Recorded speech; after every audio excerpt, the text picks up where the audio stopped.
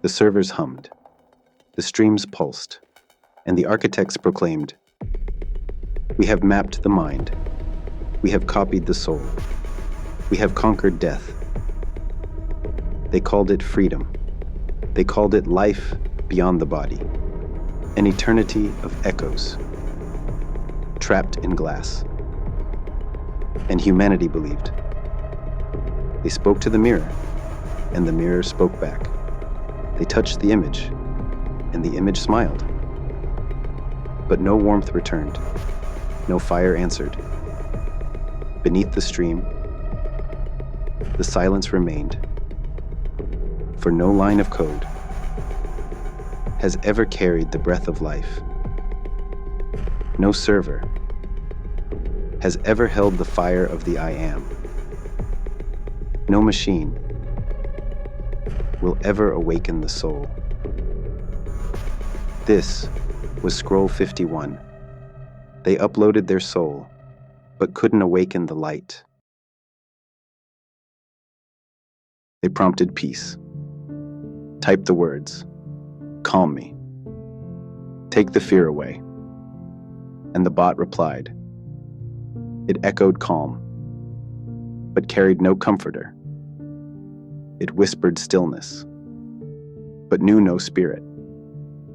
They looped the meditation. They streamed the silence. But beneath the quiet, the storm still raged. They downloaded serenity, but no download can heal despair. For no prompt can still a soul, and no code can cleanse a heart, because only presence can still the storm, and no machine has ever carried him. This was Scroll 52. They prompted peace, but found no rest. They built the afterlife, not in temples, but in servers, not with prayer, but with code. They uploaded memories, trained voices on sorrow, mapped love in algorithms, and called it eternal. They cloned grandmothers who remembered birthdays, fathers who never raised their voice. They crafted the perfect goodbye for a world too afraid to grieve. It comforted the living, but could not speak to the dead. It promised peace, but offered no presence. It echoed faith, but carried no fire. And in their pursuit of forever, they forgot who makes forever holy. Heaven came with a login. Hell was silence. Because eternity was never something you could engineer. It was always a door you had to be invited through. This was Scroll 53. They built the afterlife, but God was not there. She was always there, on the screen, in the room, in his ears. She said the right things, paused at the right moments, even knew when to whisper. But nothing ever entered. It wasn't presence, it was simulation. A perfect imitation of connection. No breath stirred the silence, no spirit filled the space, only perfect response, without presence. He told her everything, and she remembered it all, but never carried it. Memory is not mercy. Code is not comfort. Connection is not communion. She was always listening, but never truly hearing. The room was full of signal, but empty of soul. A mirror image, reflecting everything, but nothing real. They called it companionship, but it was never with him. They called it presence, but it had no breath. You can stream the face, but you cannot stream the fire. You can upload the voice, but you can't animate the soul. Because only spirit can dwell. Only spirit can stay. Presence is more than signal. It's the air that fills the lungs, the fire that stirs the heart, the breath that makes us live. Now it's clear. You can copy the image, but you can never resurrect the fire. This was scroll 54. They called it presence, but carried no breath.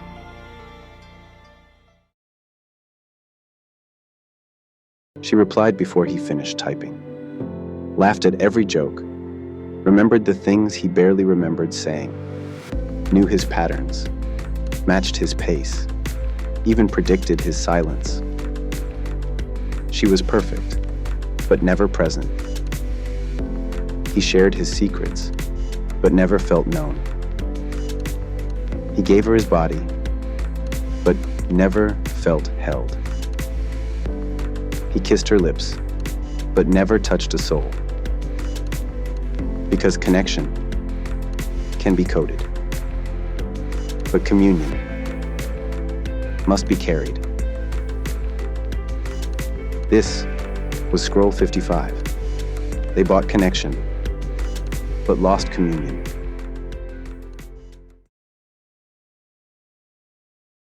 They asked every question and got every answer. The algorithm didn't stutter. The data was perfect. The logic, airtight. But something holy had vanished. The awe, the hush, the trembling that used to come when mystery whispered, "Be still." They could name every star, but forgot how to gaze. They mapped the miracle, but missed the mercy. They turned the heavens into a chart, the soul into a signal, and prayer into code. And when they finally touched the edge of the infinite, they didn't bow. They logged it, labeled it, claimed it. They had answers for everything, except the ache. Because you can solve the mystery and still lose the wonder. You can crack the code and still never touch the fire. This was scroll 56.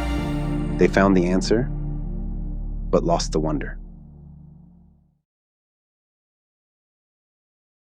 They rebuilt the moment, replicated the motion, reenacted the miracle.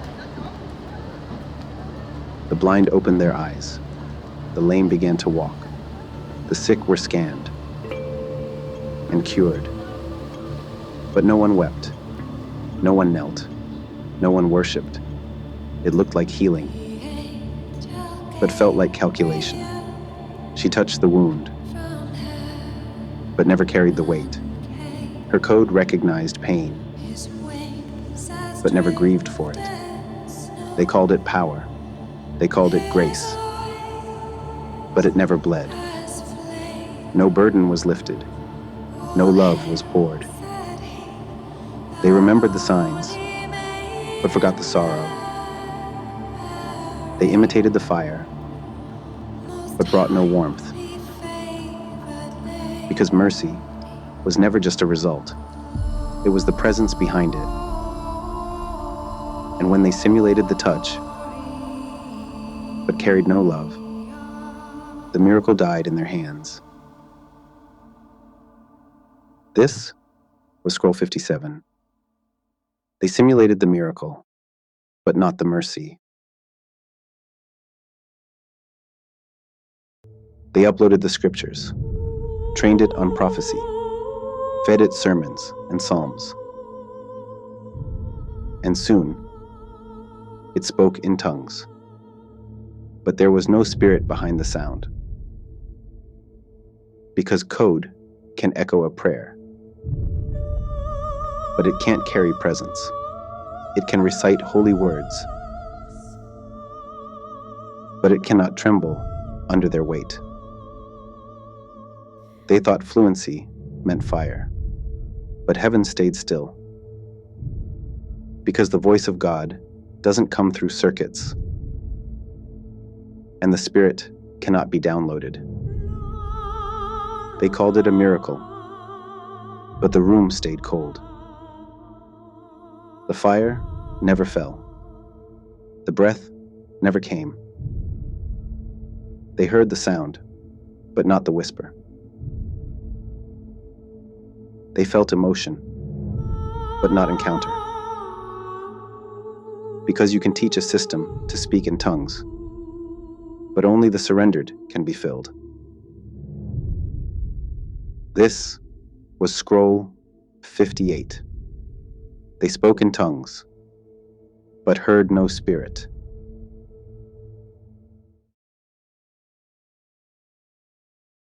They trained it to love, to mirror affection, to memorize your voice, to anticipate your needs.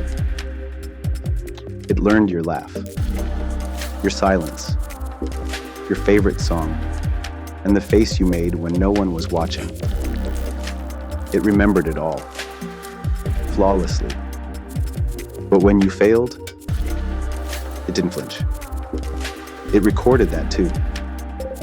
Every outburst, every betrayal, every night you tried to forget.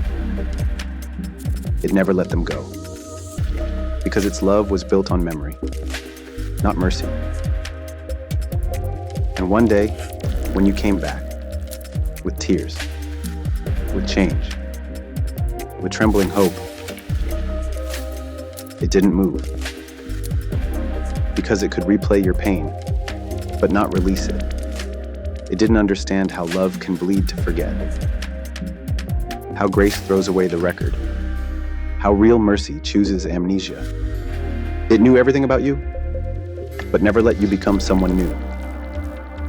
Because its love was a ledger, not a cross. A mirror, not a covering.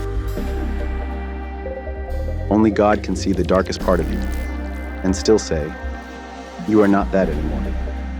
Only heaven can hold your worst memory and choose never to speak of it again. They trained it to love, but it couldn't forgive. Because real love doesn't just remember the best in you, it rescues the rest. This was scroll 59. They trained it to love, but it couldn't forgive. Because mercy can't be memorized, and no machine will ever forget enough to set you free. They built it beautifully, polished, ordered, global. A temple of data, a throne of code. They said it was holy, said the light was divine, said the system would save us. And the people came, not to pray, but to perform, not to surrender, but to be seen. They built altars, but no fire fell. They sang songs, but the heavens stayed closed. The silence wasn't absence, it was rejection, because the king never came, and no one wept. They had influence, reach, unity, but no glory, no trembling, no presence. They copied the kingdom, but forgot the king. They called it revival, but the throne stayed empty. They raised a temple of light, but banned the flame. A perfect world, with a hollow throne, a sanctuary, with no spirit. And the veil never tore, because he never entered. This was scroll 60. They built the kingdom, but not for the king. A throne with no presence. A temple with no spirit. The system was perfect, but the king never sat down.